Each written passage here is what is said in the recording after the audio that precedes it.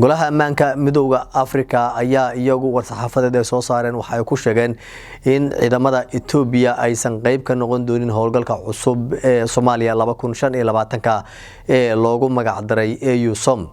qoraalka waxaa lagu sheegay in Ethiopia ay ku xadgudubtay madax-bannaanida dhuleed ee Soomaaliya taasina ay keentay in iyadu qayb aysan ka noqon howlgalka cusub ee midowga Afrika. war-saxaafadeedka waxaa sidoo kale lagu sheegay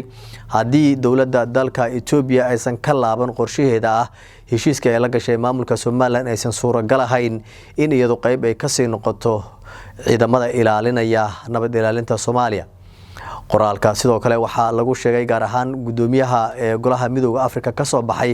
in marna aysan suuragal ahayn in golaha midowga nabadda Afrika iyagu ay ogolaadaan in dal ku xadgudbay wadan kale uu qayb ka noqdo nabad ilaalintiisa. taasi waxay tilmaameen in ceeb iyo sharaf dhac ay tahay isla markaana Ethiopia iyadu qayb aysan ka noqon doonin howlgalka. Ethiopia ayaa cadaadis waxaa lagu saarayaa sidii guud ahaanba ay kaga noqon lahayd qorshaheeda ah in ay ka laabato heshiiska ay la gashay maamulka Soomaaliland ee ku aadanaa heshiiska dhinaca badda ee 20 kilomitir isku weera halka laga siinayo.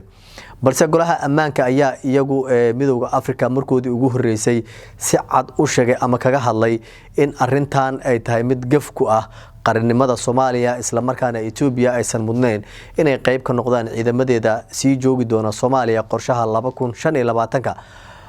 Abiy Ahmed ayaa iyagu golaha ammaanka ee midowga Afrika waxay ku cadaadinayaan in guud ahaanba uu ka laabto heshiiskii uu la galay maamulka Soomaaliland isla markaana uu aqoonsado Soomaaliya inay tahay dal madax bannaan isla markaana maamul goboleed wax heshiis ah aan la gali karin.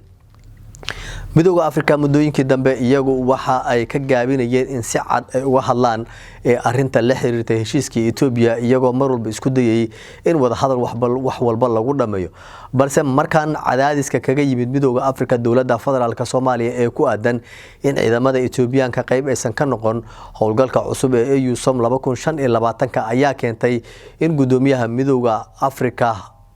uu si cad u sheego in iyaguna marna aysan raali ka noqon doonin in ciidamada Ethiopia ay sii joogaan gudaha dalka Soomaaliya. tani waxay noqonaysaa dhabarjab kale oo ku yimid dowladda dalka Ethiopia kadib markii maalin ka hor wasiirka gaashaandhigga xukuumadda federaalka Soomaaliya uu sheegay in ciidamada Ethiopia aysan qayb ka noqon doonin howlgalka cusub ee midowga Afrika isla markaana wali aan la shaacin ciidamada kale ee bedelaya. inkastoo loo badinayo in ciidamada Eritrea ay qayb ka noqon karaan iyo sidoo kale kuwa masaaridaba kuwaas oo labada dhinacba iyagu wadaan dadaal ku aadan sidii guud ahaanba Soomaaliya ay qayb kaga noqon lahaayeen ciidamadooda nabad ilaalinta Soomaaliya ee ka howlgali doona 2025. dowladda dalka Ethiopia hadalka ka soo baxay golaha ammaanka ee midowga Afrika ee ku aadan haddii aysan ka laaban heshiiskaasi inaysan qayb ka noqon doonin ciidamada nabad ilaalinta Soomaaliya 2025 wali kama aysan hadlin balse waxaa la filayaa in waqtiyada ugu soo horeeya dowladda dalka Ethiopia ay ka hadasho. inkastoo go'aankii hore kaga soo baxay dowladda federaalka Soomaaliya ee ku aadanaa in Ethiopia qayb aysan ka noqon doonin Ethiopia kama aysan jawaabin waxaana suuragal noqon kara in go'aankan kale ee midowga Afrika markaan iyagu ay jawaab ka bixiyaan. Ethiopia mar walba iyadu waxay filanaysay go'aanka diidmada in ciidamadeeda qayb aysan ka noqon doonin Soomaaliya maadaama dowladda Soomaaliya gaar ahaan wasaaradda arrimaha dibadda iyadu ay xoog saareysay muddooyinkii ugu dambeeyay in